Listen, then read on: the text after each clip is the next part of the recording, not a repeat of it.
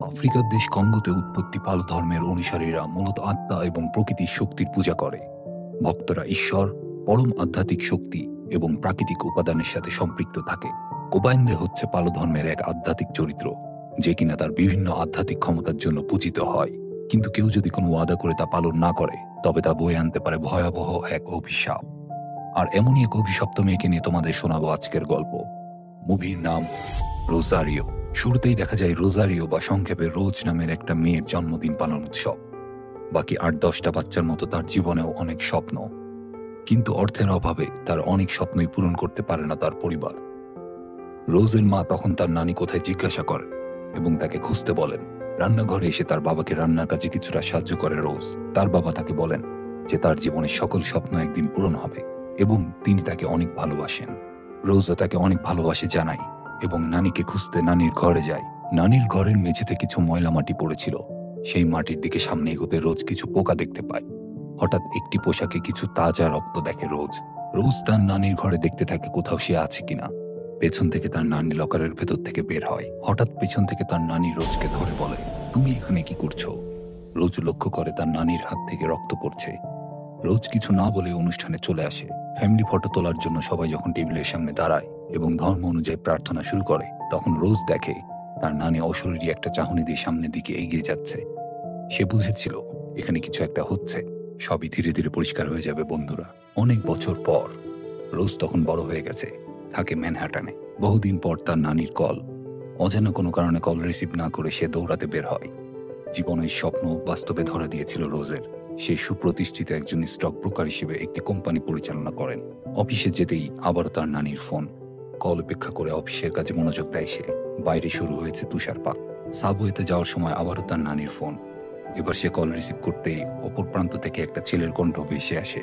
সে ছিল তার নানির বিল্ডিং এর কেয়ারটেকার। তার নানি মারা গেছেন, শরীরটা ঢেকে রাখা হয়েছে এবং বাকি কার্যক্রমের জন্য সে রোজকে বলে যেন সে তার নানির বাসায় আসে। সে ম্যাপ দেখে নেয় যেতে কত সময় লাগবে তা বোঝার জন্য। এরপর তার বাবাকেও কল দেয় সে। তার বাবা বলে যে তার আসতে আসতে সকাল হয়ে যাবে। রোজকে তার নানির কাছে যেতে বলে এবং সেও রওনা দেয়। সাবওয়ে ট্রেনে রোজ তার নানির শহরে পৌঁছায়। সাবওয়ে থেকে বের হওয়ার সময় হঠাৎ কাকে যেন চোখে পড়ল। পেছনে তাকাতেই রোজ দেখে পিচাসের মতো কে যেন দাঁড়িয়ে আছে। মুহূর্তেই সব উধাও হয়ে যায়। প্রচন্ড তুষারপাতের মধ্যে রোজ সেই বাসায় হাজির হয়। ভেতরে কেমন যেন ভুতুরে পরিবেশ। বাসার কেয়ারটেকার তখন বলে, তুমি কি রোজ? তবে চলো যাই তোমার নানির রুমে। সিঁড়ি পেয়ে ধীরে ধীরে এগুতে থাকে রুমের দিকে। রোজকে জিজ্ঞাসা করে কেয়ারটেকার যে শুধু তুমি একাই? রোজ জানায় তার মা কয়েক বছর আগে মারা গেছেন। মায়ের ফ্যামিলিতে শুধু নানিই ছিল আমার। হঠাৎ পাশের রুম থেকে কাশির শব্দ ভেসে আসে। কেয়ারটেকার বলে সে হচ্ছে জো, খুবই অসুস্থ। ঘরে ঢুকেই নানির লাশ তার কাছে বুঝিয়ে কেয়ারটেকার চলে যাওয়ার সময় খেয়াল করে মোমবাতিগুলো জ্বলছে। কিন্তু এটা তো সে কিছুক্ষণ আগেই নিভিয়ে দিয়েছিল। আবারও মোমবাতি নিভিয়ে দিয়ে চলে যায় সে। রোজ তার নানির লাশের দিকে তাকিয়ে ডুকরে কেঁদে ওঠে। মুখের ওপর থেকে কাপড় সরাতেই এ কি অবস্থা!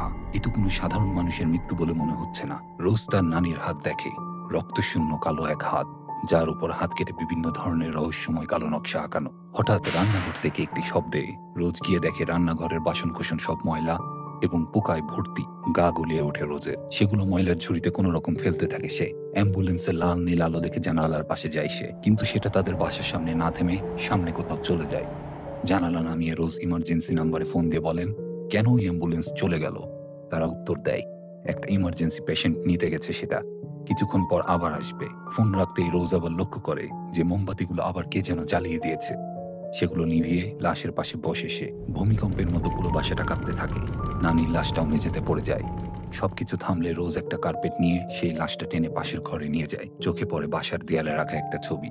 পুরাতন স্মৃতি মনে পড়ে যায়। হঠাৎ মৃত লাশের নাক নড়তে থাকে। অবাক হয়ে রোজ কাছে যেতে থাকে। এটা কিভাবে সম্ভব? নাকের ভেতর থেকে বের হয়ে আসে গলিত ময়লা ও সেই মাটির পোকা।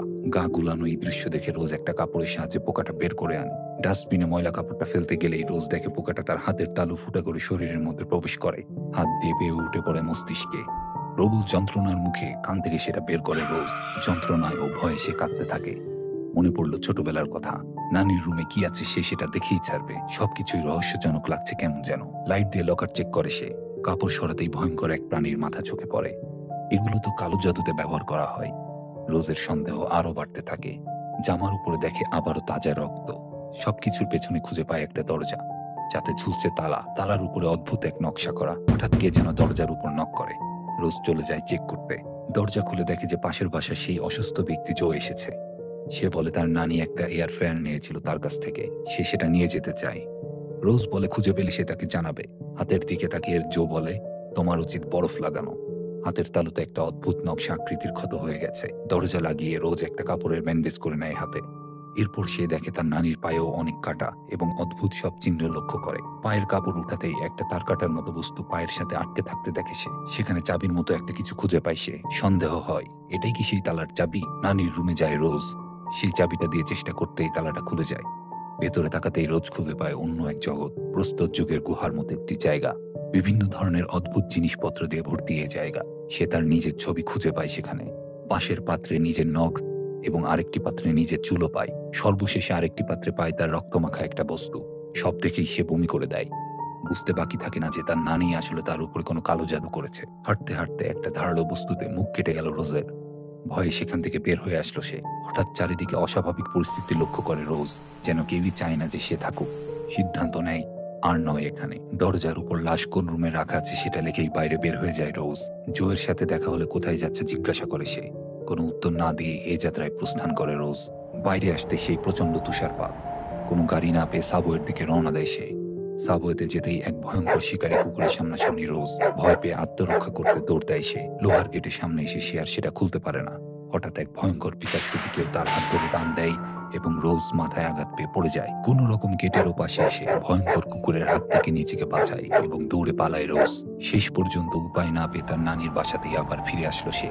সিঁড়িঘরে তার মোবাইলে নানি যেই ধর্মে বিশ্বাস করত সেটা দিয়ে সার্চ করে ইন্টারনেটে। এরপর সে বুঝতে পারে যে তার নানি তার উপর যে কালো জাদু করেছে সেটা সহজ কোনো বিষয় নয়। এমনকি সে যেই লোহার পাত্রটা দেখেছিল গুহার ভেতরে সেটাও হুবহু মিলে যাচ্ছে।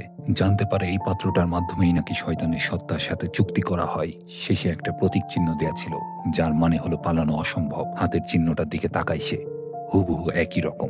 রোজ বুঝতে পারে যে সে যেখানেই থাক কোনো নিস্তার নেই তার। সাথে সাথে রোজ বাবাকে ফোন দেয়। তার বাবাকে সব খুলে বলে সে। তার নানির জাদুর ব্যাপারে সে কোনোভাবেই বিশ্বাস করতে চাচ্ছিল না। তার বাবার বিশ্বাস তার নানি তাকে অনেক ভালোবাসতো। এটা কোনোভাবেই সম্ভব না। রোজ কোনোভাবেই বোঝাতে পারছিল না তার সাথে কি কি ঘটেছে, কি তার অবস্থা। তার বাবা বলেন যে তার আসতে সকাল হয়ে যাবে, সে পর্যন্ত যেন অপেক্ষা করে রোজ। রোজ তার নানির বাসার সামনে আসতেই দেখে জো নামের সেই ব্যক্তিটা দরজা খোলার চেষ্টা করছে। তাকে সরিয়ে দিয়ে রোজ ভেতরে চলে যায়। রাগে ও ক্ষোভে রোজ তার নানির লাশের দিকে তাকিয়ে বলতে থাকে, অনেক হয়েছে। তুমি যেটা শুরু করেছ আমি সেটা শেষ করব। এই অভিশাপ আমি ভাঙবই। রোজ আবার সেই গুহায় ঢোকে। ভয়ানক সব বস্তু চারিদিকে। সে দ্রুত চলে যায় লোহার সেই পাত্রের কাছে।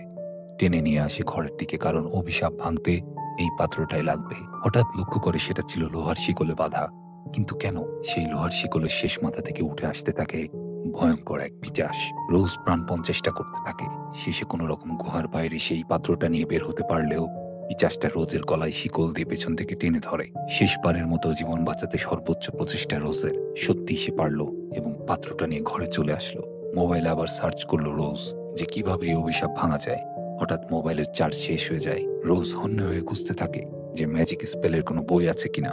মোমবাতি জ্বালিয়ে বইয়ের তাকের ভেতরে হাত দিলে একটা বড় বই খুঁজে পায় রোজ। খুলতেই দেখে অদ্ভুত সব নকশা এবং মন্ত্রের বই এটা। পাতা উল্টিয়ে এই অভিশাপ কিভাবে ভাঙতে হবে সেটাও খুঁজে পায় রোজ। অভিশাপটা ভাঙতে হলে যার উপর অভিশাপ দেওয়া হয়েছে এবং যে অভিশাপ দিয়েছে তাদের দুজনের রক্ত ওই লোহার পাত্রে ঢালতে হবে। তার মানে রোজ এবং তার নানির রক্ত ঢালতে হবে ওখানে। এক মুহূর্ত দেরি না করে রোজ একটা ছুরি বের করে এবং সেটা ধুয়ে মুছে পরিষ্কার করে নেয়। তার নিজের আঙুল কেটে রক্ত ফেলে ওই পাত্রে। এবার তার নানির লাশকে নিয়ে আসে রক্তের জন্য। লাশের এমনই ভয়াবহ অবস্থা যে কোথা থেকে রক্ত নেবে রোজ এটাই খুঁজে পায় না। হাত কাটলেও কোনো রক্ত না পেয়ে রোজ সিদ্ধান্ত নেয় গলা থেকে রক্ত নেবে। যখনই গলা কাটতে যাচ্ছিল তখনই তার ফোন বেজে ওঠে, কিন্তু ফোন তো অফ ছিল। আর ফোনের ওপার থেকে ভেসে আসছিল তার নানির কান্না জড়িত কণ্ঠ। রোজ ধীরে ধীরে ফোনের কাছে আসে। হঠাৎ সে টেবিলের নিচ থেকে বের হয় তার মায়ের রূপ ধারণকারী ভয়াবহ এক পিশাচ। রোজ আর কোনো চিন্তা না করে তার নানির হাত বরাবর একটা ছুরি চালায়। যখনই তার নানির রক্ত ওই লোহার পাত্রে পড়ে সাথে সাথে সবকিছু সাধারণ অবস্থায় ফেরত আসলো। স্বস্তির নিঃশ্বাস ছাড়তে হঠাৎ আবার তার নানির কণ্ঠ ভেসে আসলো ফোন থেকে। তাহলে কি রোজ ভুল কিছু করলো? বই খুঁজতে থাকে রোজ। হঠাৎ পেছন থেকে কে যেন চিৎকার দিয়ে ওঠে, এবং রোজ ভয়ে খাটের নিচে চলে যায়। অনেকগুলো ভৌতিক হাত এসে রোজের গলা চেপে ধরতে থাকে। বাঁচার যেন আর কোনো সুযোগ নেই, কেমন যেন সব মিশে গেল চোখের পলকে। রোজ সেই বইটা মেঝেতে পড়ে থাকতে দেখে। এবার খাটের দিকে মুখ ফেরাতেই রোজের মায়ের চেহারার পিচাসটা তার মুখ চেপে ধরে এবং বলে যে সে তার মৃত্যুর সময় কাছে থাকতে চায়নি, এখন দেখো তাকে মরতে। এই বলে মুখের উপরে বিশ্রী ধরনের তেল জাতীয় কিছু ঢেলে দেয়। রোজ কোনো রকম সেখান থেকে বের হয়ে মুখ পরিষ্কার করে নেয়। দরজায় করা নাড়ে সেই প্রতিবেশী জো অনেক জোরে জোরে শব্দ না করার জন্য বলে। রোজ তাকে তখন জিজ্ঞাসা করে যে তার নানি তাকে নিয়ে কিছু বলতো কিনা। জো বলল যে তার নানি আসলে তাকে নিয়ে খুবই গর্ব করত, তার সাফল্যের কথা সবসময় বলতে থাকে। রোজের তখন মনে হয় তাহলে তার নানি কেন তাকে ক্ষতি করবে। তখন সে বুঝতে পারে তার নানি তাকে আসলে অভিশাপ দেয়নি, এটা ছিল কোনো এক ধরনের চুক্তি। বইটা থেকে বুঝতে পারে যে এটা ছিল কোবায়েন্দে নামক সেই সত্তার সাথে একটা চুক্তি। খুঁজতে খুঁজতে কালো জাদু সেই পুতুল থেকে একটা কাগজের টুকরো খুঁজে পায় রোজ। সেখানে লেখা ছিল, কোবায়েন্দে অন্ধকারের পথিক, মৃতদেহের সংগ্রাহক। একবার কোবায়েন্দের সাথে চুক্তির শর্ত পূরণ হয়ে গেলে এবং ব্যক্তির সমৃদ্ধির স্বপ্ন বাস্তবায়িত হলে কোবায়েন্দে অতীতের এক আত্মার আকারে আসবে এবং সূর্যোদয়ের আগে মৃত্যু পর্যন্ত তোমাকে যন্ত্রণা দেবে। রোজ এই চুক্তির ব্যাপারে খুব একটা না বুঝতে পারলেও এটা বুঝতে পারে যে আজকের রাতই তার শেষ রাত। সাথে সাথে সে একটা পরিকল্পনা করে ফেলে, জীবন বাঁচাতে শেষ একটা চেষ্টা। চারিদিকের পর্দা লাগিয়ে দেয় সে। তার নানির লাশ মন্ত্রের বইটা চেপে ধরেছিল।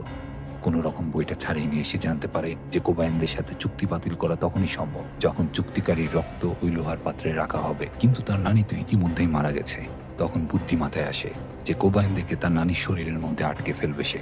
সকল রকম প্রস্তুতি নেয় সে। বই লেখা নিয়ম অনুযায়ী সকল রকমের সাজসজ্জা এবং পূজাবিধি সম্পন্ন করে রোজ।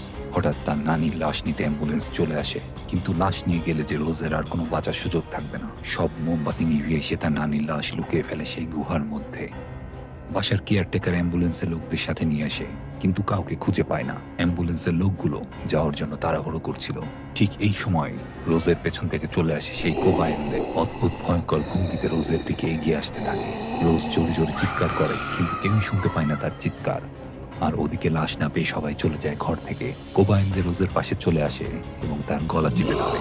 ধীরে ধীরে তাকে মারার জন্য উদ্যত হয়, কিন্তু নিমেষেই সবকিছু আবার উধাও হয়ে যায়। রোজ খেয়াল করে যে তার নানির লাশটা আর সেখানে নেই। সে ঘরের মধ্যে খুঁজতে থাকে, কিন্তু কোথাওই আর পাওয়া যাচ্ছিল না তার নানির লাশ। হঠাৎ রোজ তার নানিকে একটা ঘরে উল্টো হয়ে ঝুলে থাকতে দেখে। হাত ধরে টেনে নামানোর চেষ্টা করে ব্যর্থ হওয়ার পর একটা লাঠি দিয়ে টান দেয় সে। লাশটা এসে গায়ের উপরে পড়ে। কোনো রকম সেটা সরিয়ে তাড়াতাড়ি আবার মন্ত্রের বইটা নিয়ে বসে সে। কিছু মন্ত্র পড়ার চেষ্টা করার সাথে সাথেই তার নানির মুখ দিয়ে সেই কোবায়েনদের হাতটা বের হয়ে আসে। রোজ ভয় পেয়ে যায়। হাতটা আবার মুখে ঢুকে গেল। রোজ হতভম্ব হয়ে যায়। হঠাৎ পাশ থেকে সেই হাতটা এসে প্রচন্ড জোরে মাথায় আঘাত করে এবং সে জ্ঞান হারায়। আলো চোখের উপরে পড়ল। জ্ঞান ফিরে আসে রোজের। দেখে তার মা তার দিকে এগিয়ে আসছে, কিন্তু সে তো মারা গেছে। রোজ দৌড়ে একটা ছুরি নিয়ে দাঁড়ায়, তবুও তার মা এগিয়ে আসে তার দিকে। শেষ পর্যন্ত রোজ নরম হয়। তার মা তাকে বুঝিয়ে কাছে টেনে নেয়। রোজ বলে যে তোমাদের ডিভোর্সের পরে আসলে বাবার সাথে যাওয়ার কারণ সে মনে করতো যে মা এবং নানির সাথে থাকলে সে জীবনে বড় কিছু হতে পারবে না। রোজ খুবই দুঃখের সাথে বলে যে আমি তোমার মৃত্যুর সময়ও পাশে থাকতে পারিনি, আমি তোমাকে অনেক ভালোবাসি। রোজের মা তাকে বলে এগুলো নিয়ে না ভাবতে, চোখ বন্ধ করো। রোজ বিশ্বাস করে চোখ বন্ধ করে। হঠাৎ পেছনে রোজের মা সেই কোবায়েনদের রূপ ধারণ করে। রোজের উপর চালাতে থাকে অত্যাচার, মারার প্রস্তুতি নিতে থাকে। এই সময় রোজ নিজেকে ছাড়িয়ে দৌড়ে পালাতে থাকে অন্য রুমে। কোবায়েনদেও পেছনে পেছনে আসতে থাকে। রোজ হঠাৎ করে পড়ে যায় এবং কোবায়েন্দে একদম তার কাছে চলে আসে। পা ধরে টান দেয় খাটের নিচে। রোজ চোখ খুলতেই নিজেকে আবিষ্কার করে একটা কাভার্ড ভ্যানের ভেতরে। সবাই খুবই ভয় নিয়ে বসেছিল, কিন্তু কারা এরা আর কোথায় বা এটা? হঠাৎ পেছনের দরজা খুলে সবাই পুলিশের ধাওয়াতে দৌড়ে পালাচ্ছিল। তাদেরকে তাড়া করছিল পাগলা কুকুর। তার কাটা আর কুকুরের কামড়ে অনেক আহত হয়। কেউ ধরা পড়ে পুলিশের হাতে। রোজের মা কাঁদতে থাকে একটা জায়গায় লুকিয়ে। কোবায়েন্দে আসলে রোজকে তার মায়ের কষ্টটা দেখিয়ে আরো কষ্ট দিচ্ছে, যেন তাকে কষ্ট পেয়ে মরতে হয়। রোজ জেগে ওঠে। এরপর কোবায়েন্দে তাকে বলে, বুঝতে পেরেছো আমার কত কষ্ট হয়েছিল? রোজ বলে, তুমি আমার মা নও। আমার মা এটা করেছিল কারণ সে আমাকে ভালোবাসতো। রোজ নিজেকে ছাড়িয়ে নিয়ে মন্ত্রের বইটা পড়তে থাকে। কোবায়েনদেকে নানির লাশের ভেতরে আটকে ফেলতে চায় সে। মন্ত্র কোবায়েনদের উপর কাজ করা শুরু করে এবং ধীরে ধীরে সে লাশের ভেতরে ঢুকতে থাকে। ঐতিহাসিক চিৎকারে কম্পিত হতে থাকে আকাশ বাতাস। রোজ অনবরত মন্ত্র পড়েই চলেছে, যেভাবেই হোক এবার আর হার মানা যাবে না। শেষ পর্যন্ত কোবায়েন্দে হার মানে। গগন বিদারী এক চিৎকার দিয়ে সে হারিয়ে যায় সেই মরা লাশের ভেতরে। রোজ সর্বক্লান্তি নিয়ে ঘুমিয়ে যায়। পরদিন সকালে তার বাবা আসে এবং তাকে জাগিয়ে তোলে। মন্ত্রের বইটা দেখিয়ে বলে, এটা কি আর চারিদিকে কি হয়েছে? রোজ লক্ষ্য করে হাতের ক্ষতটাও আর নেই। তার বাবা বলে, তোমার নানি তোমাকে অনেক ভালোবাসতো, তোমার মাও। রোজ বলে বর্ডার ক্রস করার সময় আসলে মায়ের অনেক কষ্ট হয়েছিল। তার বাবা অবাক হয়ে জিজ্ঞাসা করলো, তুমি কিভাবে জানলে এটা? এরপর দুজন প্রার্থনা করেন রোজের নানির জন্য। মর্গের লোক এসে তার নানিকে নিয়ে যায়। রোজ নানির বাসায় একটা অ্যালবাম বের করে ছবি দেখছিল। তার বাবা ঘর পরিষ্কার করছিল। সে রোজকে বলে যে একটু টয়লেটে যাবে সে। ছবি দেখতে দেখতে একটা ছবি নজরে আসে রোজের। সেই জন্মদিনের ছবি এটা, কিন্তু তার বাবার হাতে লেগেছিল রক্ত। ছোটবেলা সেই দিন নানির হাত থেকে রক্ত পড়তে দেখেছিল সে। সন্দেহ নিয়ে ভেতরে যায় বাবা কোথায় গেছে দেখতে। এরপর যা হলো বিশ্বাস করার মতো নয়। তার বাবা সেই লোহার পাত্রটা নিয়ে বসে আছে। তখন তার বাবা বলে যে তোমার এগুলো কিছুই জানার কথা না রোজ। রোজ তখন বুঝতে পারে যে আসলে তার নানি না, তার বাবাই কোবায়েনদের সাথে ডিল করেছিলেন। তার বাবা বলেন, ওই উৎসবের দিনে তোমাকে দেখে আমি তোমাকে ওই জীবনটাই দিতে চেয়েছিলাম যেটা তুমি চেয়েছিলে। আমি জানতাম তোমার নানি পালো ধর্মের অনুসারী। আমি সেদিনই লুকে লুকে তোমার নানি জাদুবিদ্যা খাটাই তোমার উজ্জ্বল ভবিষ্যতের জন্য। কিন্তু আমার জানা ছিল না যে এটার মূল্য হবে এতটা কঠিন। তোমার নানি আমাকে ধরে ফেলে। সে নিজেই তোমাকে বাঁচানোর জন্য মৃত্যুর আগ পর্যন্ত তার রক্ত দিয়ে গেছে। প্রয়োজনে এখন আমিই দিয়ে যাব রক্ত। হঠাৎ রোজের মনে পড়ে সেই মন্ত্রের বইয়ের কথা। সেটা অনুযায়ী তার বাবা যদি রক্ত দেয় তবে তার আত্মা কোবায়েনদের কাছে চলে যাবে। রোজ কিছু বলার আগেই তার বাবার রক্ত পড়ে সেই লোহার পাত্রে। ভাগ্যের কি নির্মম পরিহাস। কোবায়েনদে আবার চেপে বসে রোজের বাবার শরীরে। রোজ কেঁদে ফেলে এবং ভয়ে দৌড়ে পালায়। কিন্তু ঘরের বাইরে যেতে চাইলে অলৌকিক শক্তিতে কোবায়েনদে দরজা লক করে দেয়। আগের থেকে ভয়ঙ্কর রূপে কোবায়েনদে। মৃত্যুর হাতছানি রোজের চোখে। বিভিন্নভাবে রোজকে ধরার চেষ্টা করতে থাকে সে। এক পর্যায়ে কোণঠাসা করে ফেলে রোজকে। রোজের মুখ জ্বলন্ত চুলায় চেপে ধরতে চায়। চিৎকার করতে থাকে সে। এই মুহূর্তে জো হঠাৎ করে হাজির হয় এবং রোজকে বাঁচানোর চেষ্টা করে, কিন্তু সে নিজেই এই অশরীর শক্তির সাথে পেরে ওঠে না। কোবায়েনদের পাশবিকতার কাছে প্রাণ হারায় জো। মাটিতে লুটিয়ে পড়ে নিথর দেহ। এই সুযোগটা কাজে লাগিয়ে রোজ ধারালো ছুরির পোজ দেয় তার বাবার গলাতে। পেছাতে পেছাতে রোজের বাবা পায়ে বেঁধে উল্টে পড়ে সেই লোহার পাত্রের উপরে। ধারালো সব ছুরি ঢুকে যায় পেটে। রক্ত বেয়ে পড়তে থাকে। শরীর থেকে প্রাণ বের হওয়ার আগে তার বাবা নিজেকে ফিরে পান এবং সংকেতের মাধ্যমে বলেন যে তিনি রোজকে ভালোবাসেন। রোজও বলে যে সে তাকে ভালোবাসে। মৃত্যুর কোলে ঢলে পড়ে তার বাবা। কাঁদতে থাকে রোজ। 6 মাস পরের কাহিনী। জীবন আবারও স্বাভাবিক। সেই সাফল্য গাথা ক্যারিয়ার এখন আরো বড়। নিজ পরিবারের স্মৃতি সবসময় অফিসে রাখে রোজ। হঠাৎ ফ্রেমের উপরে থাকা গ্লাসটা ফেটে যায়। গলায় কেমন যেন খুশখুশ করছে। কিছুটা কাশি আসলো। হঠাৎ গলার ভেতর থেকে বের হয়ে আসলো ভয়ঙ্কর সেই কোবায়েনদের হাত। এটাই বোঝা গেল যে কোবায়েনদে আসলে কোনো এক কারণে তার বাবার শরীর থেকে তার শরীরে চলে এসেছে। কোবায়েনদে তার পাওনা যেভাবেই হোক নিয়েই যাবে। তো বন্ধুরা, কেমন লাগলো আমাদের এই পর্ব? সবাই কমেন্টে জানাও এবং সাবস্ক্রাইব করো আমাদের চ্যানেল। সামনে আসবো আরো ইন্টারেস্টিং কিছু নিয়ে। See you guys.